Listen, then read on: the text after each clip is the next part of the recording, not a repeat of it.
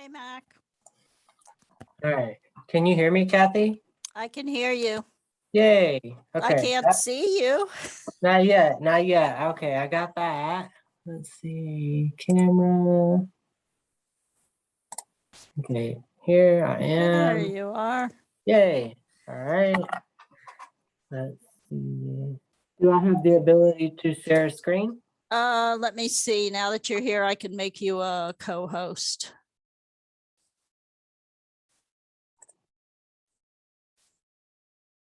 Okay. Should be Yay. good. All right. Let's try this out. Yep. Can you see that? Yes. All right, cool. But it looks like it's in speaker mode. Yeah, I can change it. Or notes mode, whatever. Yeah, that's good. It's good presentation. Mhm. All right. Bugs, bugs, bugs.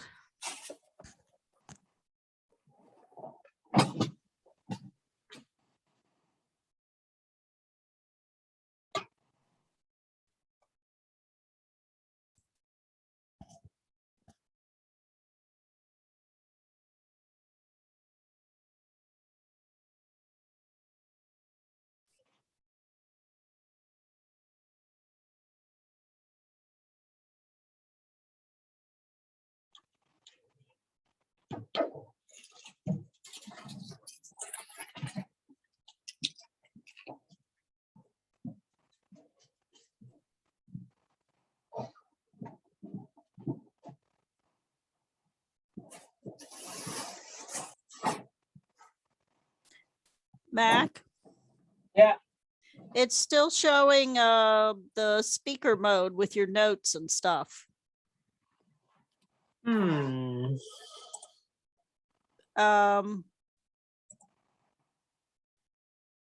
There, that's got it.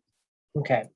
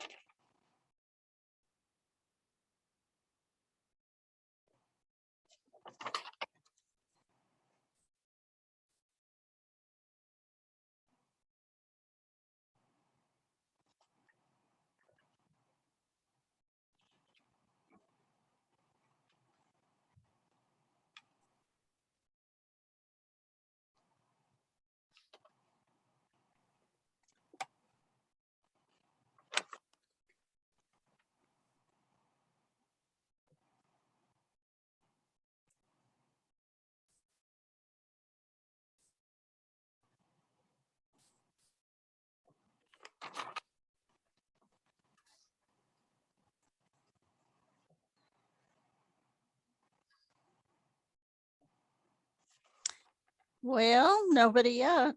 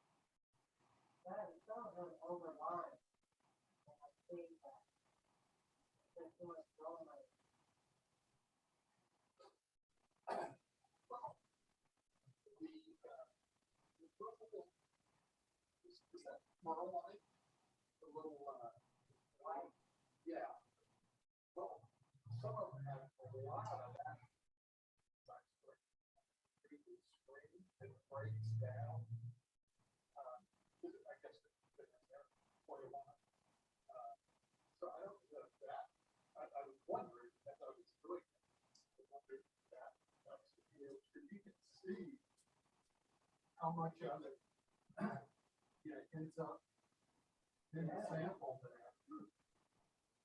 And some of them a lot more than others, like this, not much. Some of it.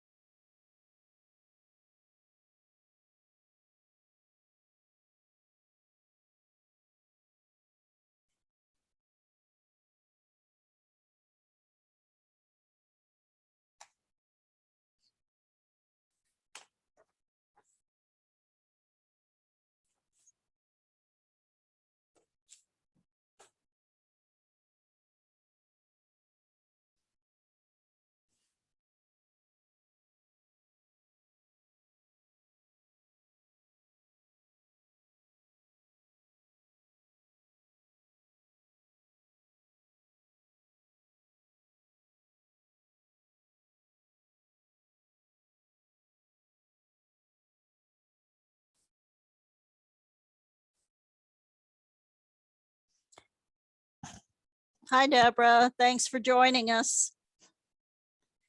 We do have 11 people registered, so hopefully a few more people will jump on in the next few minutes.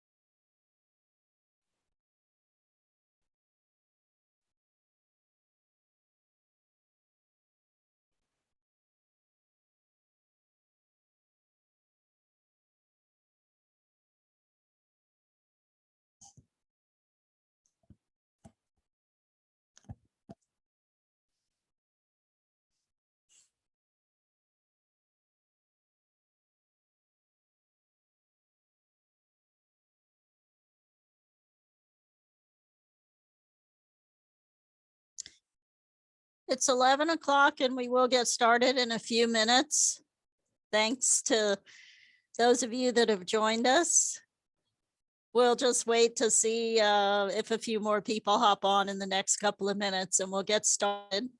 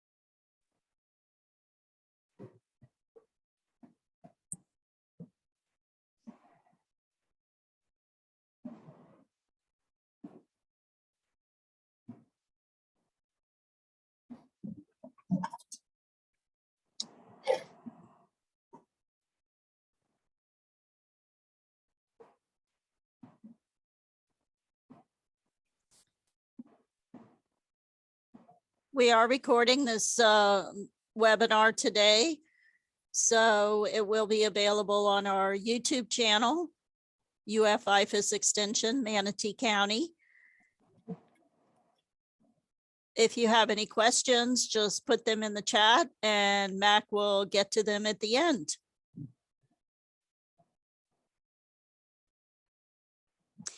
It's 11:02, so why don't we go ahead and get started?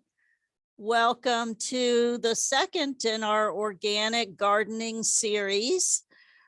This topic features pests and diseases that you deal with in the organic garden. And my name is Kathy Oliver, and I'm a program assistant in the residential horticulture program at Manatee County Extension Service. The Extension Service is a cooperative organization between the counties in Florida and the University of Florida. So we bring information that's science-based, research-backed information to the community. And we have a lot of different program areas in our extension office here in Manatee County, from commercial horticulture programs, livestock, marine science, to programs for residents, including family and nutrition programs, and residential horticulture, where we help you with all your gardening and horticulture questions. So I'm pleased to welcome my colleague, Mack Lessig, who is our community gardens, school gardens coordinator. So I'll turn it over to you, Mack. All right. First and foremost, can you hear me okay? Sounds Audio's good. All right, perfect. So like Kathy said, my name is Mack Lessig. I'm the Community Gardens Program Assistant for Manatee County at the University of Florida IFAS Extension. All right, whole mouthful. This presentation is titled Bugs, Bugs, Bugs. So today we're going to be learning primarily about pest insects, some beneficial insects, and we're going to talk a little bit about weeds as being pests within a garden atmosphere and some organic ways to manage them. We are going to go through this course relatively fast, given that this is a 2-hour course. Normally, I'm going to try and summarize each slide very quickly. But again, if you do have questions or something is unclear, feel free to type a question in the chat and I'll get to it. But without further ado, we're going to start with bugs, bugs, bugs. Make sure my click works. So I have some objectives. Today we're going to define what an insect is and understand how they develop. That's an important concept just to get the basics of when we're talking about management of pest insects. Talk about some simple identifying skills, learn some identifying features and signs of pests and beneficial insects to help you better detect them in your garden. Talk about something called IPM, which if you've ever attended any of my courses, it's one of my favorite topics. It's one of the most important for pest management in an organic atmosphere. And then we're going to learn to utilize some biological controls and some natural chemical pesticides. So I'm going to go over just some management strategies and options that you have as an organic gardener. But we're going to start with what the definition is of an insect. And so an insect must have 6 legs. Most of them have wings, at least at one stage of their life cycle. And their bodies are divided into 3 segments. So they have a head, a thorax, and an abdomen. All 3 of these criteria must be met to complete the definition of an insect. And that's important because some pests in our garden are not insects. And so their managements are different. They're different organisms entirely. Whereas insecticides are very good at controlling insects, they may not be very good at controlling arachnids, which are like mites or spiders, okay? People use the term bug, but that's incorrect when we're referring to spiders or ants or anything like that. Bug is a specific group of insects, and they all have this shared criteria of 6 legs, wings, and 3 body segments. Okay, insects go through one of 2 life cycles. So the first and the most familiar is the complete metamorphosis. So if you think about a butterfly's life cycle, you get an egg, turns into a caterpillar, that caterpillar turns into a chrysalis, that chrysalis turns into a butterfly or a moth. That is complete metamorphosis, where there are distinct stages. Each stage looks different than the last, okay? The other type of metamorphosis is called gradual or incomplete metamorphosis. And this is when the insect hatches from an egg into a small nymph. That nymph continues to get larger, but each stage, it's not changing radically. It's just getting larger. So if we look at our example, you see a roach, right? That little roach gets slightly larger with each molt until it reaches maturity and becomes big mama roach at the end.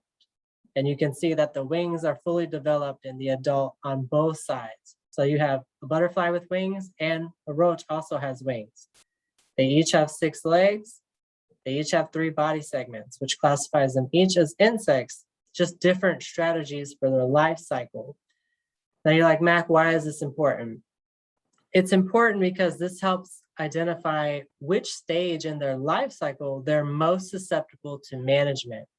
And I'll use my little pen tool to show you that in most cases, these stages, these early nymphs and early larval stages are the most susceptible to managements, okay? They're most sensitive to any chemicals that you might be applying or squishing or anything like that. They've not developed any armor. They're not particularly vicious at this stage. They're just very susceptible to all of your managements. And these are where your efforts to be concentrated when you're managing those pests in those nymph stages. If you try and target eggs, think about an egg as like a shield. It has a shell on it, so your attacks aren't going to be very effective. If they're in a chrysalis, again, they're protected from any chemicals that you're applying. Once they reach that adult stage, they either have the ability to fly away from you, or they've developed this armor that prevents a lot of chemicals from damaging them. So all of our efforts are concentrated in the young stages of their life cycle. Okay, so in your garden, first and foremost, you must know what your plant looks like normally. And that's something that I teach in the community gardens as a basic skill. You have to observe what your plant looks like normally to know if something is wrong or abnormal. If you know that your leaves don't have holes in them normally, for instance, you know someone's there. Something's eating your leaves or something's done something to your leaves or caused it to be abnormal. So if we use this little picture here, normally this leaf would not look like this, right? And if we look closer, we see that there's lots of chewing damage. There's evidence of some frass. Okay, these little black spots. Let's see if I can pull my pen up again. Nope. Oops. These little black spots, and then you see even caterpillars present. Okay, so we're looking at this leaf and we're observing it first. In this observation, we're going to determine whether these pests are beneficial or harmful. And from this picture, and from your past experience in vegetable gardening, you know that most caterpillar pests are harmful, okay? Now we're gonna determine the type of damage, so it's chewing. Then we're going to identify some other clues to help us be as concise as possible about the pests present. So we look, we see the frass, we observe the caterpillars, obviously, and we're looking for any other clues that might help us with identification. That's the first thing you should do before any management plan, is to correctly identify the pests. If your bug identifying skills are not super great, that's okay. That's what our office is for. So you can always bring us samples. You can bring the leaf in, you can take a picture, you can bring the insect pest in question, and we will help you identify that pest. Once identified, then we can create a plan of management. Okay, but first step is identification using all the clues that you have. But first, starting with the fact that something is abnormal. Okay, your plant does not normally look that way. Insect pests are classified into 2 main groups. The first, and One of the more important ones is the piercing sucking mouth parts. So it's a category of pest insects that we deal with in vegetable gardens. They have highly modified needle-like mouth parts. So if you think about a mosquito, for instance, okay, these are basically plant mosquitoes. The same way a mosquito bites you and sucks your blood is the same way that these insects feed on plants, okay? They're sucking sap. A lot of these insects have the ability to transmit viruses or other pathogens to the plants through their feeding. Again, just like a mosquito. If a mosquito can transmit malaria to you, it's the same thing with the way whiteflies or psyllids feed on plants. They have the ability to transmit bacteria or viruses through that feeding, which is another reason why they must be managed. And oftentimes they cause leaf deformities, which are diagnostic or characteristic of their damage, the way that they're feeding. That sucking damage is usually causes this curling leaf, this distortion and new growth, because they're secreting toxins as they feed, which is causing the leaves to grow abnormally.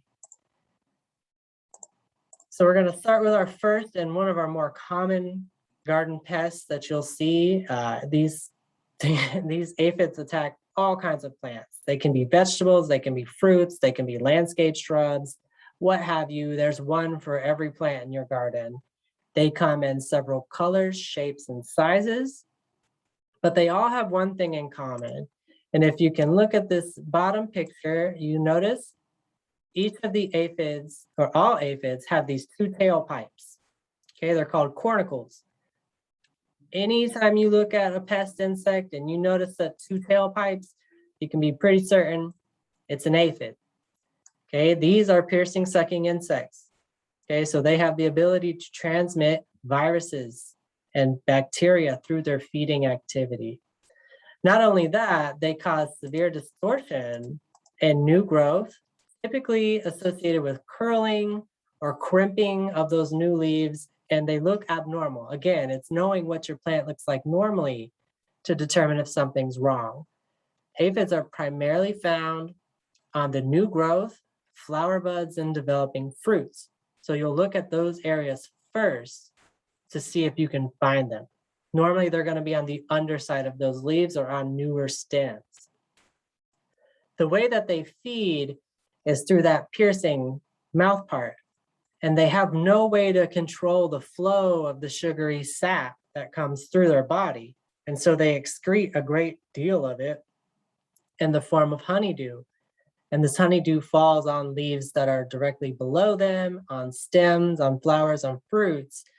And it creates this nice sugary surface for this mold to grow into, which is called sooty mold. And sooty mold is very common, and it's not an issue itself. However, it's letting you know that there's a piercing sucking insect here that's causing the sooty mold. Maybe I should look directly up to see if I can find the pests. And here's a little bit about their damage.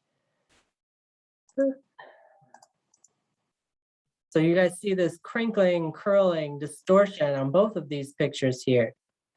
Okay, so this is really common damage associated with aphids. Again, you got to know what's normal and what's not normal. If you're noticing this curling, crimping in association with black sooty mold, could be an aphid. Okay, you have to observe them. And then once you're looking and you notice those two tailpipes, regardless of the color of the aphid, you can be pretty certain that it's an aphid, and then we can come up with a plan to manage them. Our next pests in this category are scale. They come in two flavors, if you will. One is armored and one is considered soft. The adults, or the adult females of scales, are immobile. Okay, so they don't move. Once they find a good spot to settle, they molt, lose their legs, and then become sessile or immobile, and that's where they stay and feed.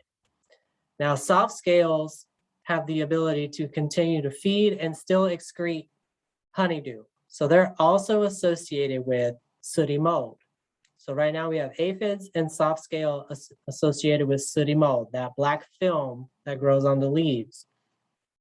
Armored scale, on the other hand, typically are not producing excessive amounts of honeydew.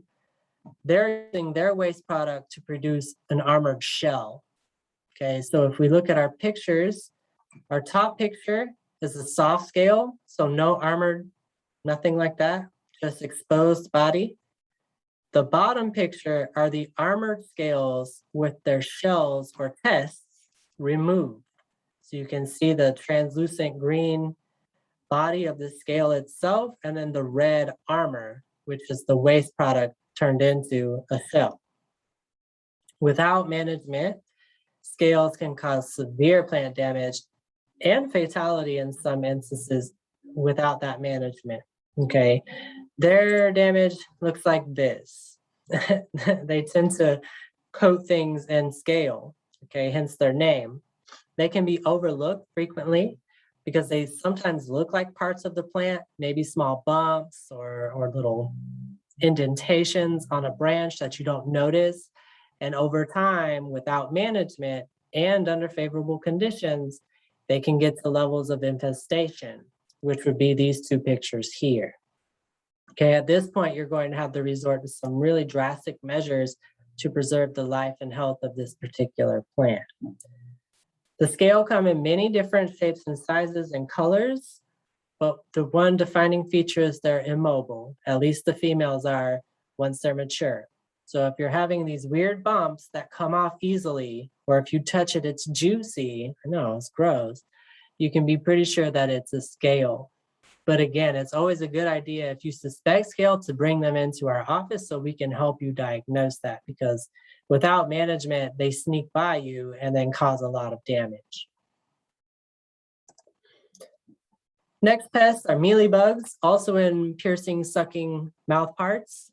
They're related to scale and aphids as well, and so have the ability to produce honeydew, and therefore are associated with the production of sooty mold. So again, that black film now has three potential culprits. We have aphids, we have soft scale, and now we have mealybug. Okay, again, you're looking directly up from where you see that black film to see if you can identify that pest or observe that pest. Mealybugs are typically associated with high density plantings or areas with poor airflow and high humidity. So let's say you overplanted your vegetable garden, or you're in an area where there's not a lot of wind, or you put them in a corner between two walls, for instance. So those areas are not going to get good airflow, and it's going to promote the likelihood of mealybug infestation. Mealybugs are not immobile, so they have the ability to move. They're just not super fast. So if you move the leaf up to look under, they'll start to walk away from you and you'll notice them because they're these fuzzy ovals.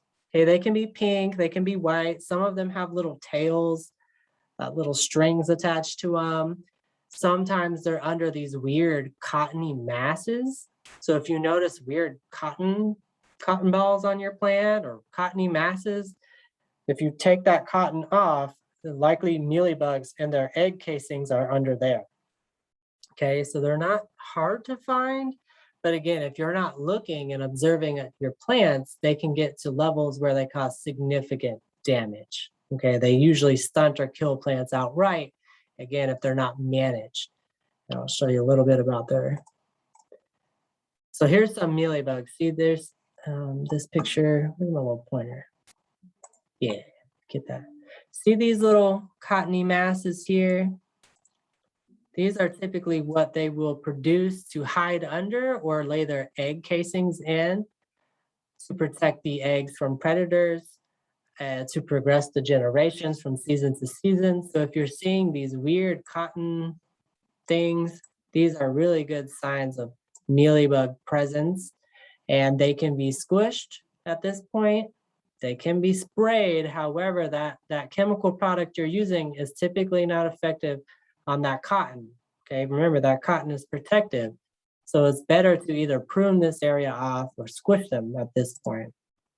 On our picture on the right, you see a papaya that's been infested severely with mealybug as well. So these fruits are likely to be deformed the area where the mealybugs are feeding will likely rot and cause the fruit to fall off. So again, management is crucial. Good thing is they can be found fairly easily by looking at the new growth, flowers, and fruiting areas of your plant. That's where all the juicy sap is. Okay, so for your aphids and scale, mealybugs so far, that new growth area or areas where flower buds or fruit are forming are typically where you'll find them initially. Okay, so we have our first non-insect pests. Okay, these are our arachnids, so small spiders, if you will. They're closely related. These are mites, and there are several different pest species of mites. Two of the more common ones that I have are the two-spotted spider mite, which is the first picture, and the red spider mites, which are the bottom picture. Mites are insidious because they're very hard to see. They also use a piercing, sucking mouth part to drain the juice, if you will, from the plant cells, and they cause severe distortion and something called stippling, which I'll show you in the next slide. So stippling is a very good indicator of a mite infestation. Most mites prefer hot, dry weather, and so they're typically a problem in the spring. At the peak of our dry season, when the temperature is high, but the humidity is relatively low and there's no rain. That's because raindrops will drown them. Okay, they're that small. So the more humidity there is, the more water on that leaf surface, the more likely the mites are to drown. So they're not as prevalent in the rainy season or in areas that receive lots of water on the plant's leaves. In high densities, the spider mites can produce webbing, and I'll show you that as well. So if we look at our picture on the left, this is a strawberry with a fruit forming, and you can see all the spider mites. They're in such high density now that they're forming these small webs everywhere. Okay, so they're super small. Again, you wouldn't really notice the initial infestation. In most cases, we see mite damage after the infestation has started because they take a little longer and they're so small. You can't really see them without magnification. So that flower bud is likely going to fall off and it's going to cause severe damage to that strawberry plant. It's just a fact, if you're growing strawberries, red spider mites are one of their main pests. Okay, so be on the lookout for the stippling, which is the next picture. So this is on a bean leaf. So on the right-hand side, this stippling or spotting, that's the best way I can think to describe it to you, is a really good indicator of mites. They're so small that they're eating individual cells in that leaf, and that's what you're seeing. So the green portions that remain are the living chlorophyll that's still around, and the white or pale areas are those areas where the cell has been sucked dry. Okay, so it's a good way to identify whether mites are present or not. And again, they like to hide out in flower buds or in areas where new growth is forming, and that's where they'll typically attack things. But as that infestation grows, they spread to older leaves and cause even more damage. Their management is different though, right? Because they're not insects. Okay, so they need a different type of management that I'll talk about later.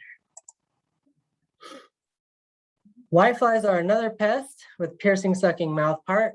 They too are also associated with honeydew production and sooty mold. So we have 4 culprits, okay, 4 very common ones: aphid, soft scale, mealybugs, whitefly, okay?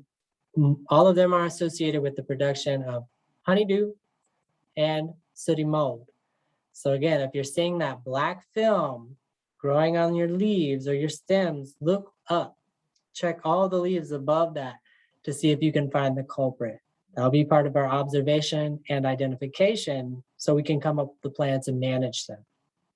In Florida, there are a whole bunch of species of whitefly, and each species has specific hosts. But I will say most of your landscape plants and your vegetable garden plants are fair game. Okay, there's likely a whitefly for them, and you're very likely to encounter a whitefly in the fall and summer seasons in our region. The adults are highly mobile, They're little white flies, if you think about it. If you touch the plant, they turn into a cloud of dust and flitter away. But the nymphs, the young stages, are immobile. Okay, they have a crawler stage, but they also have a nymph stage right after that where they can't move at all. And that's when they're very susceptible or most susceptible to your management efforts in that nymph stage. You can try and control the adults, but a lot of them are just going to fly away. Okay, your best action is to destroy the generation that they're trying to produce to limit their population. They're usually associated with leaf yellowing, some spotting and defoliation. You will get some distortion depending on the host and depending on the type of whitefly, but a lot of times it creates this nasty, untidy look to your plant. Okay, your plant just looks tired, it's covered in sooty mold, you get a lot of yellowing and the leaves begin to fall off. They're also very good at transmitting viruses. So the two that you should worry the most about as far as transmission of diseases so far are aphids and whitefly. They're very good at doing that. Here's a little bit of their damage. So you can see on the left picture, we have a whitefly colony on the underside of this leaf here. And you can see there's some adults, there's some nymphs here. You could manage this leaf by spraying with some neem oil, for instance, or insecticidal soap. So you'll cover the whole leaf surface, bottom and top, and you'll get some adults, you'll get most of the nymphs. What you won't get are the eggs and the adults that fly away. So that's why you have to repeat your application. That's why that part's so important. On our right-hand side, you can see this untidy look on a tomato plant. Okay, so you can see there's some necrotic or brown areas on the leaf. There's some yellow or chlorotic areas on the leaf. And then you see that black sooty mold. Okay, so it's creating a nasty, untidy look to your plant because they're draining it. Little vampires. One of the weirdos that we have in this group are thrips. So fun fact, they're always thrips. Even if there's one, it's a thrips. I know, it's weird. That's just how it is. They technically have a special type of mouth part called a rasping. So it kind of rotating blades or grinding wheel, if you can imagine that. That's typically how they feed. They have the ability to transmit viruses as well. So it's something to think about. They're typically found feeding in and on blossoms or young leaves. In a vegetable setting, they're primarily pests of peppers, okay? So there's the chili thrips, which is a big problem, and they can transmit certain viruses to peppers and cause distortion.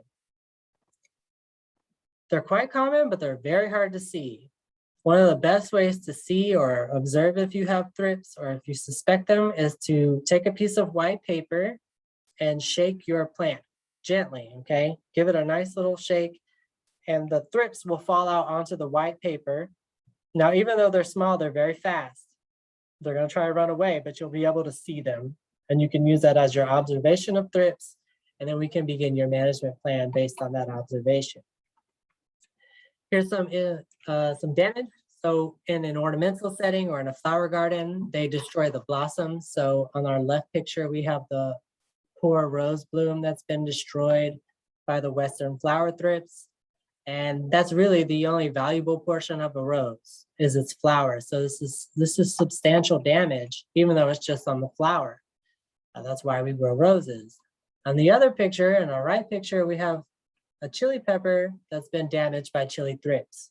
So you can see this weird distortion of flower buds and new growth and new stems, death and distortion, crinkling. A lot of times there's a leathery look to those leaves as well. It looks abnormal. Again, it's going back to what's normal and what's not normal on your plant, and this would not be normal. Our next category of pests are chewing mouth parts. These ones are pretty easy, okay? So they're not as good at transmitting viruses or anything like that, but they are very good at just demolishing your plant overnight, okay? So they're just gonna chomp, chomp, chomp until they're full, and then your poor little plant is gone. So their signs of activity are very easy. It's holes in your leaves or whole leaves being missing or chomped off. Some of these insects will leave large amounts of frass or bug poop nearby. So caterpillars, for example, or some grasshoppers will leave lots of poop everywhere after they're done feeding. And the damage is easily observed, right? You went out one day, the plant was fine. You go out the next day, all the leaves are gone. Someone ate them. Okay, so the chewing, mouth parts, or mechanical damage is easy to see. Our most common pests in this category, are caterpillars and armyworms. Okay, so the armyworms is an umbrella term for several species of caterpillars that come in large groups, typically. These are the larval stages of moths and butterflies. So remember that in a butterfly garden, caterpillars are our friend. That's what we want. In our vegetable gardens, no, they're pests. And several butterfly species are considered pests in a vegetable garden. For example, the cabbage white butterfly, beautiful butterfly, eat your cabbage up.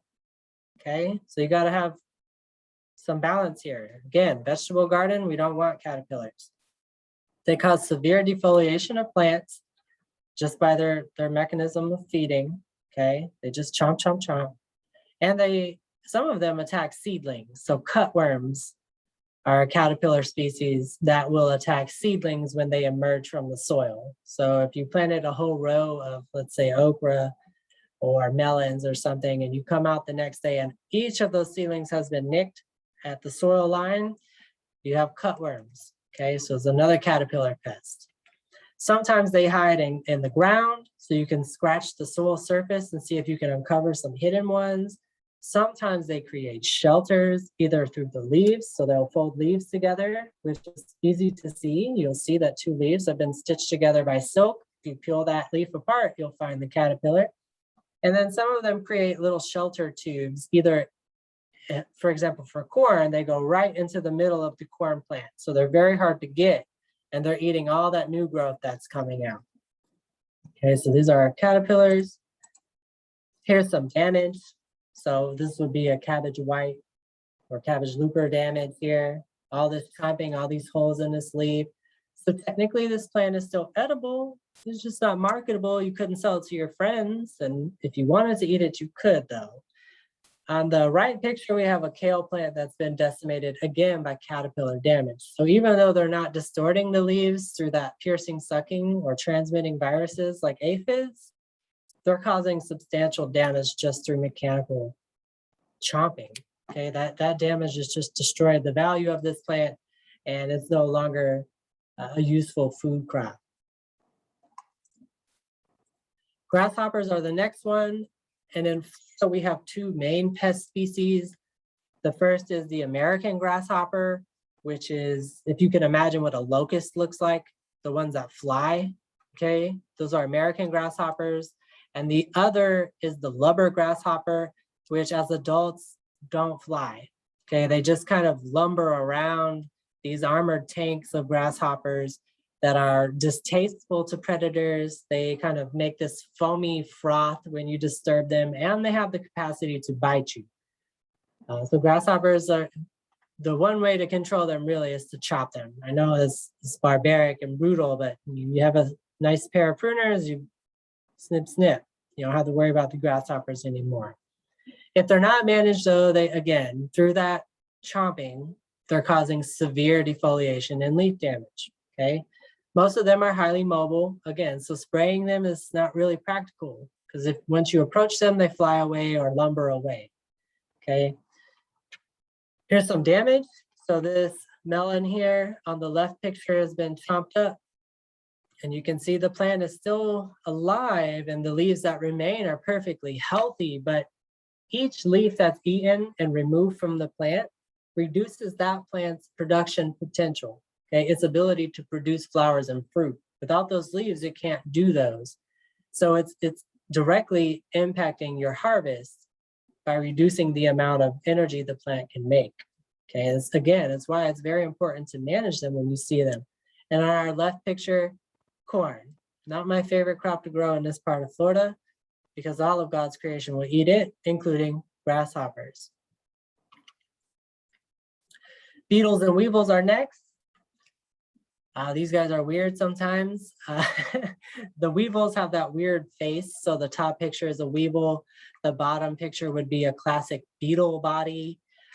They cause significant damage, primarily in their larval stage, so through grubs. And we have one serious pest in Florida, or actually two, the 12-spotted cucumber beetle, which will attack leaves of plants in the cucumber or melon family, and the pickle worm, which is a caterpillar, but it will attack those same plants. And then we have the sweet potato weevil. If we look at the picture on the right-hand side, that's a sweet potato that's been destroyed by the larva of a sweet potato weevil. So you can see the flesh in the background picture is supposed to be purple. The flesh of this sweet potato that's been cracked open is brown because that's all poop, no longer edible. Leaf miners I've included in this presentation, not because they're major pests, with the exception of citrus leaf miner and tomato leaf miners, but in most cases, they're just causing cosmetic damage. Okay, so they're difficult and usually impractical to control for most homeowners. And so we don't really recommend chemical managements for them. This is what their damage looks like. Kind of those weird little spirals that you get in the leaves. You can go up and squish them in that tunnel if you like. But again, they're protected by the leaf surface, so spraying them is not really practical. Now we're here for beneficial insects. So that's all of our pests, the bad guys, at least the common ones in our region. So now I'm going to talk about the good guys briefly and how to attract them to your garden. So beneficial insects are those enemies of the pest insects. Okay, they come to eat them, prey upon them. They're beneficial or helpful in that aspect. They may be parasitoids or predators. So parasitoids are different from parasites. Parasites leave the host alive. Parasitoids kill the host. So if you think about the movie Alien, that's a parasitoid essentially, okay? And all that blood and guts and stuff, that's what parasitoids are. And some of our beneficial insects have that mode. They provide constant population control on pest species. However, they do not eliminate the pests typically.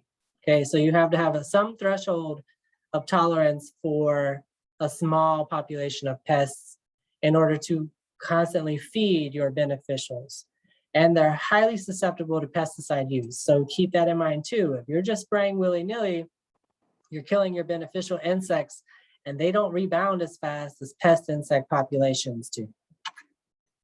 Our first are the assassin bugs, and they come in a couple different colors, but usually in our area, you'll see these two. So you'll have the milkweed assassin bug, which is this bright orange one, and you'll have a wheel bug, which is the gray one on the bottom. That can be quite large for an insect, 3/4 of an inch usually. They're generalist predators, so they'll eat small and large arthropods. So that's a blanket term for spiders and insects and things of that nature. They will eat bees and butterflies as well. That's something you have to think about. As part of the food chain, has to be a balance. They do require a lot of area for them to hide and set these ambushes though. Okay, so if you want to include them in your garden, provide habitat that gives them areas to stage these assassinations. Praying mantids are another beneficial insect. Again, a large one and generalist predators of large arthropods and small birds, butterflies, and bees, okay, depending on how large that mantis is. Typically, their populations are very low in most gardens, and even if you introduce them to your garden, they're going to compete with each other, and that population will go to a normal level, which is usually 5 to 10 in a garden that you'll see, okay? They also require ambush predators to be successful, or ambush spaces to be successful. So along with the assassin bug, providing them a habitat to hide and set traps is necessary to track them. Big eye bugs are my favorite because I love their name. It's so descriptive. If you look at our pictures, they have big eyes and hence big-eyed bug. They're generalist predators, but they're very good at managing whitefly populations, okay? They can be purchased too. Again, it's better and more sustainable if you create the habitat to attract them, but you can introduce them to your garden to help mitigate these pests. And you can see in our bottom picture, the big eye bugs are feasting on the whiteflies there. They come in a couple different colors, but again, they have those big, huge eyes. That's how you'll be able to identify them. If you're observing any of these beneficial insects in your garden, That's a good sign. Okay, let them do their job. And again, have that tolerance of a small population of pests so that they can live there as well. Lacewings are our next beneficial insect.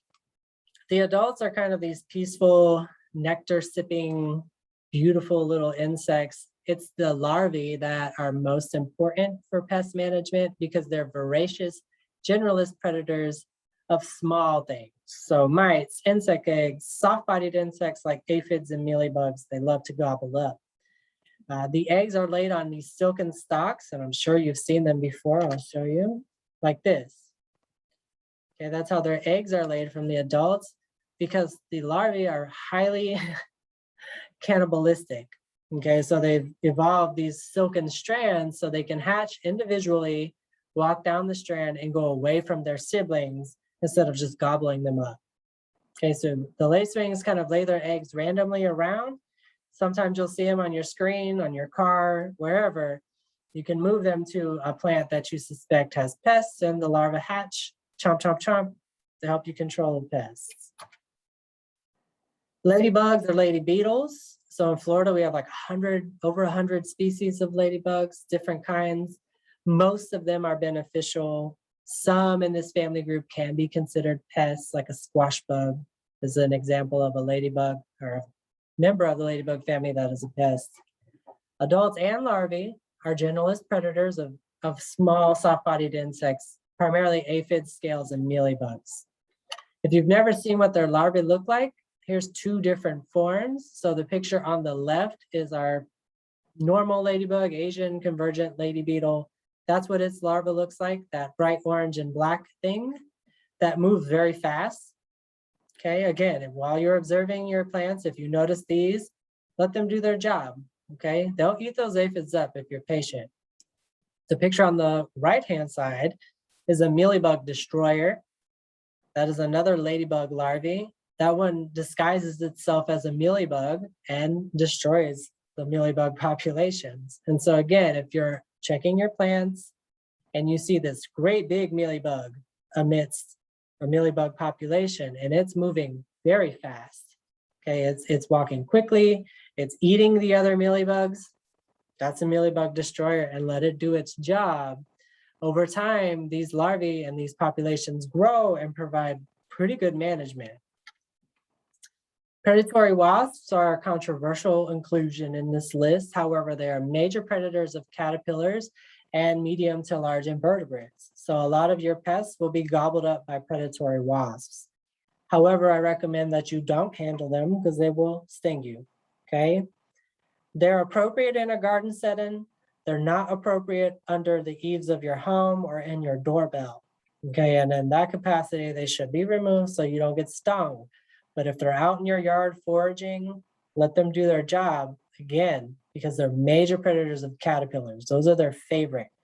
In fact, if you have a butterfly garden, you can observe the predatory wasps hunting for caterpillars on the host plants that the butterflies lay their eggs on. Somehow they know that's where there's caterpillars. Parasitic wasps and flies are very effective beneficial insects. So as I said earlier, there's some parasitoid beneficial insects. Here's an example of one. If we look at our bottom picture, that was a parasitic fly that attacked that, or a parasitic wasp that attacked that caterpillar. It laid its eggs in a wound. The caterpillar was like, started walking off. Those eggs hatch, go into that caterpillar's body, eat it from the inside out, and then they emerge, turn into pupa, and the life cycle begins again. I know it's rather grotesque. Nature can be that way sometimes, but these are very beneficial insects to include or have included in your gardens because they're super small, you won't notice them, but they have a major impact on these populations of pests. Syrphid flies are another, sometimes they're called flower flies or bee flies. They mimic honeybees, so they'll be orange and black sometimes. They have a cool ability to fly backwards and hover, okay? So hoverfly is another name for them. Their larvae are voracious predators of aphids. Okay, and then some research suggests that they reduce the population by 70 to 100%. So they are one of the exclusions to our rule of maintaining that small amount for the next generation. They will eat the whole population and then move on to somewhere else. But they look like that weird little glob. Okay, so technically they're a maggot, but they're beneficial. Some mites can also be beneficial as well. So we have several species of predatory mites. The most common, especially if you wanted to include them in your garden or a greenhouse, if you had one, would be the two species that I mentioned in the last bullet. So N. californicus and N. cucumaris, these can be purchased online. So if you're having issues with those spider mites or two-spotted mites, you can introduce these predatory mites to help manage their populations. Attracting beneficial insects is not rocket science, but it does require a plan. So you want to create a pollinator garden or landscape, either surrounding your vegetable garden or vegetable area, or incorporated within it. Okay, you want to plant as many native flowering plants as you can, and you want to extend the bloom season of those plants as well. So you want to make sure that you have resources as far as nectar and pollen go most of the year, because even though the larvae of most of these species are predatory, right, they're eating the aphids, the adults may not be that way. Okay, the adults require pollen and nectar, and without them, they can't live in your garden. And you want to invite them to stay generation after generation. So you have the resources for adults, you have the resources for the young ones.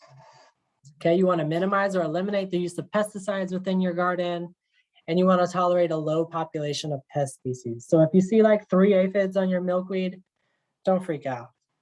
It's okay. Let the ladybugs come. Now, if you see 3 million aphids, that's a different story. It's all in your tolerance, okay? Without those pests there, though, remember, you won't have beneficial insects. Now I'm going to talk about integrated pest management. This is the way that we manage pests and diseases in our gardens, and I encourage you to adopt this as part of your pest and disease management. It is 4 steps, and our first step in that program is the cultural controls or cultural management.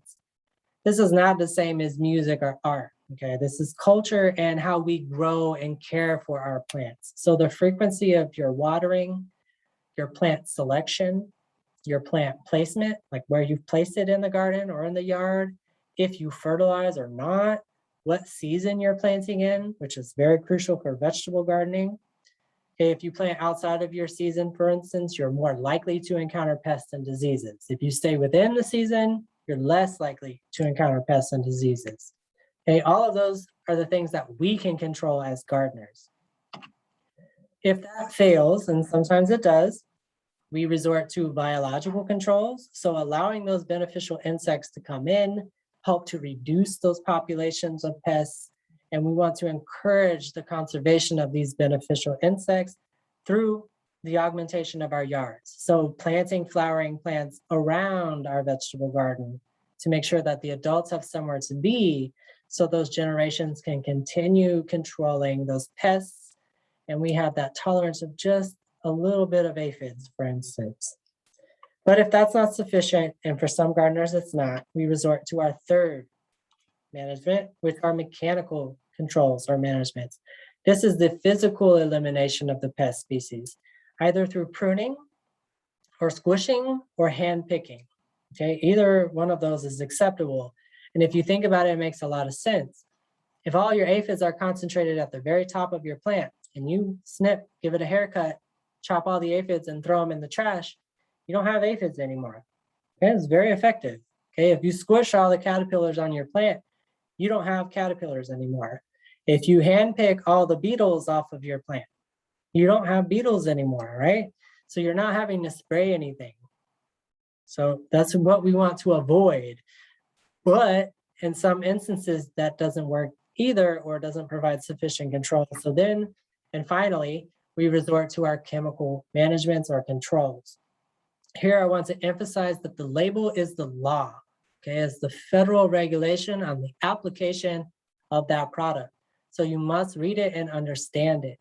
Using a product against the label is technically in violation of the law. Okay, so please, that little flippy book on the back of the pest spray that you purchased, please read it. It has a lot of information on it. In particular, you want to identify the pests, make sure that the product that you're purchasing is labeled for control of the pests. For instance, we've observed aphids in our garden. We've tried all these other methods of management and they're not sufficient. Now we're going to purchase a chemical product, starting with our least toxic option first. We're going to look at that label and make sure that that product is labeled for control of aphids. If you choose a product that doesn't have that label or is not labeled for the control of aphids, it's very likely ineffective, waste of your money, and in violation of the law. So please make sure you're reading it. The other thing with chemical controls is that you want to alternate the active ingredient in your chemical. Okay, so on the front side of your pesticide, there will be a little box on the left-hand corner. It will state the active ingredient. That you want to change. You want to alternate your products usually every 2 weeks to a month. Okay, so you're not using the same product forever because that increases the likelihood of resistance building up in a pest population. So here's a couple examples of some natural chemical controls since we're talking about organic things. Some oils, okay, are considered organic and they come in different flavors, if you will. There's limonene, linalool, which are derived from citrus, more so as repellents than anything. There's neem, which most gardeners are familiar with, and one that I would recommend if you have to resort to chemical controls that you start with it. Neem oil, it should be applied in the evening time though, so you don't burn your leaves off. And then horticultural oil, while technically not organic, because it's made from petroleum products, it is labeled for organic use, and so it can be used in organic gardening.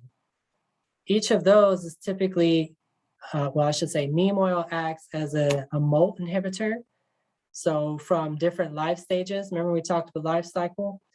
It impacts the way that insects can move from one stage to the next. And by disrupting that, will kill them. Whereas horticultural oil, for instance, smothers them or suffocates them. So they have two different modes of action. You have plant extracts. So these are pyrethrum or pyrethrins. There are ones called pyrethroids. Those are synthetic, not normally found in organic gardening, okay? Pyrethrum and pyrethrins, they're derived from chrysanthemum flower. Sounds rather innocuous, but that compound is highly toxic to insects, okay? Capsaicin is from hot peppers, again, more so as a deterrent. However, in really high concentrations can cause the death of some insects. I would use this more as a repellent if you have mammal pests like squirrels or your kitty or something that keeps messing with your peppers. Just spray the leaves with some hot pepper juice and let them learn. There's insecticidal soaps, so that's not the same as you creating one at home, okay? If you are going to do that, don't use a soap that has a detergent base like Dawn. Use one that's non-detergent like Ivory or Joy. Mix that with vegetable oil and water. But these are insecticidal soaps that are derived from potassium fatty salts or fatty acids. And these will attack the cuticle or the skin, if you will, of an insect and dry it out. Okay, so another way that this product can kill them. So we have lastly our microbial insecticides. These are typically Bacillus thuringiensis or BT, which is usually under the trade name Thuricide in our area. So it's not an endorsement of Southern Ag at all. It's just one that you're likely to encounter. And then there's another microbial called spinosad, okay, that has several trade names. Those are derived from bacteria, okay, and they can be very useful in attacking certain pests. For instance, BT is very effective at controlling caterpillar pests, in particular very young caterpillars. But that's labeled or effective against anything else aside from caterpillars. My combination or alternation of things is neem oil, insecticidal soaps, and horticultural oils, depending on the pest. If I have caterpillar pests, I stick with BT.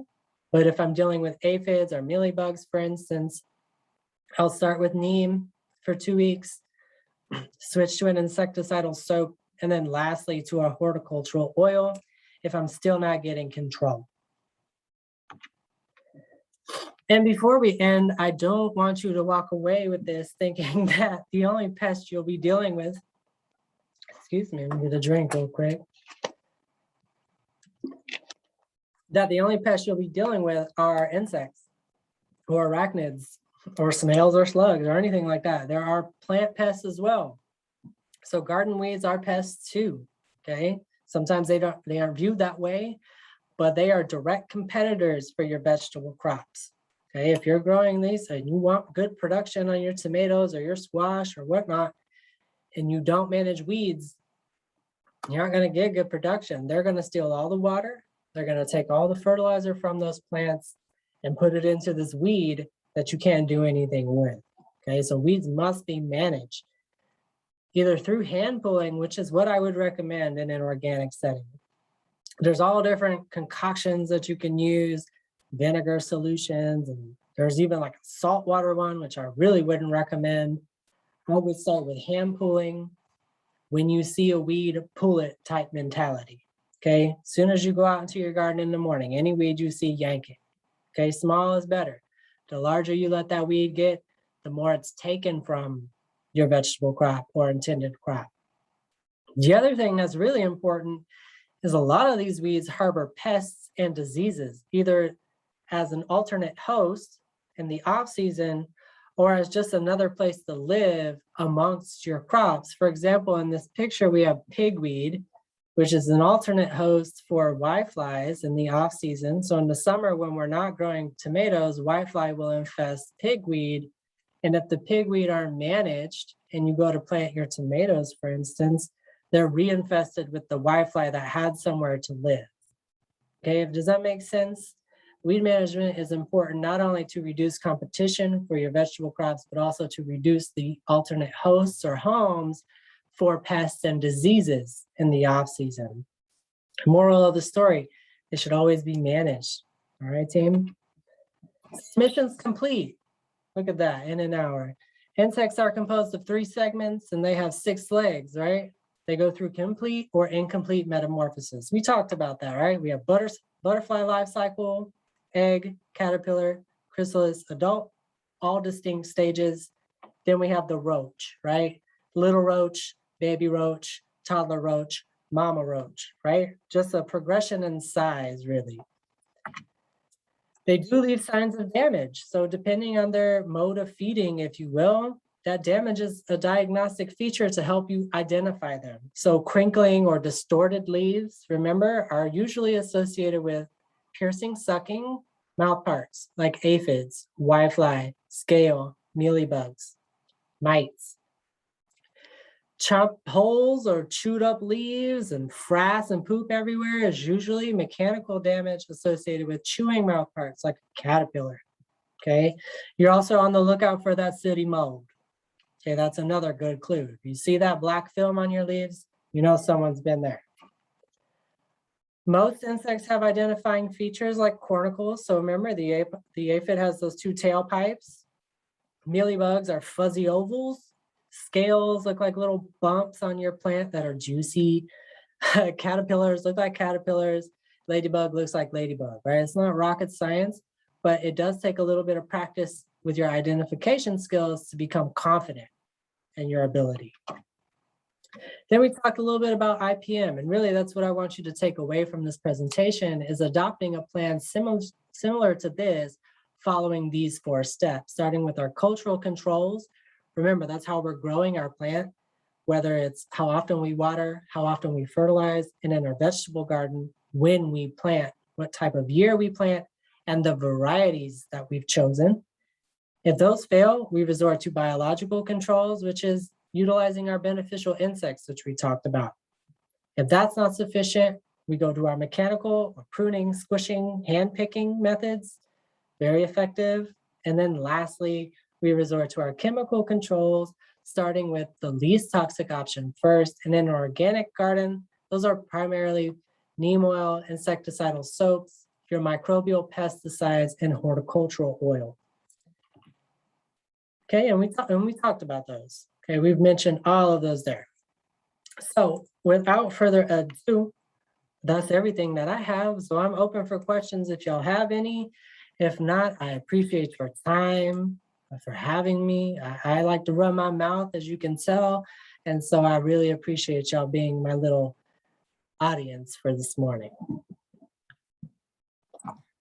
Thanks very much, Mac. Hey, you're very welcome. We do have a couple of questions in the chat. Kathy would like to know, in relation to the wax on the mealybugs, can you spray this off with a water hose to get rid of that cottony looking substance? I imagine you could. That would disrupt some of it, but I think what's better for mealybug control is either mechanical pruning of those severely infested areas to reduce the amount of eggs present, or the physical squishing of those masses, I think is most effective. The water could disrupt it and reveal them for you to spray, but we would want to start with those mechanical controls first. Okay, Deborah would like to know, is there a way to manage caterpillars without harming monarchs? Ooh. So yes, depending on where your milkweed is. So milkweed is the host plant for your monarchs, right? I'm sure you know that. If that plant is not part of your vegetable garden, then managing for caterpillar pests is relatively straightforward, right? We're going to use the product called BT or thuricide. We're going to spray that in the evening times on the vegetable crops or landscape plants that aren't milkweed, top and bottom in the evening. As those caterpillars feed, right? The pest species, as they feed, they ingest that BT, makes them sick, and then they go to heaven a couple days later. As long as you're not spraying the BT product on your milkweed, you shouldn't have any issues impacting the caterpillars from the monarch.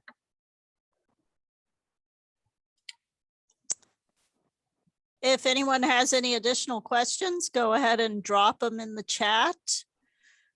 And would like to, we do have one more. Can you provide a list of the plants we can put out for insect control? Ooh. I guess to attract beneficial insects, is that? Okay, so I'll take it in that vein. To attract the beneficial insects, you need a diversity of flowers. Okay, they can be shrubs, they can be small trees, they can be annual plants, but a diversity of flowers and shapes and sizes. So little flowers, big flowers. So let's use the sunflower, for instance, would be a large flower, right? But then you have very tiny flowers that form something called an umbel. Think about an umbrella, if you will. Plants in the umbel family include dill, carrots, parsley, cilantro, fennel. They all have these umbelliferous, that's your vocabulary word for the day, right? Umbelliferous flower structure. And those tiny little flowers are super useful for a lot of beneficial insects that are very small, like parasitic flies and wasps. They can't feed on a sunflower, it's too big, but you provide small flowers around your garden. You can provide habitat for all the beneficial insects by doing that, at least the ones that use nectar and pollen. And I know sunflowers and asters are very beneficial because they have a lot of little flowers in the center. When you look at the center of one of those composite or aster type flowers, they have a lot of small flowers, which are great for attracting beneficials. Yep, you just want to provide them a habitat, really.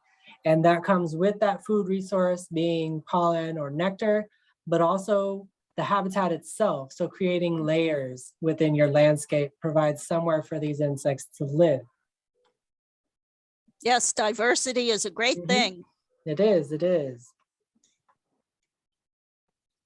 That looks like all the questions. I would like to remind everybody that the third in our organic gardening series is vegetables and herbs for health. So a lot of the nutritional benefits of different types of vegetables, and that's with Dr. Angela Fritz. She is a master herbalist. So we're excited to have her next Monday at 11 o'clock, and we hope you can join us. Thanks, everyone. Bye.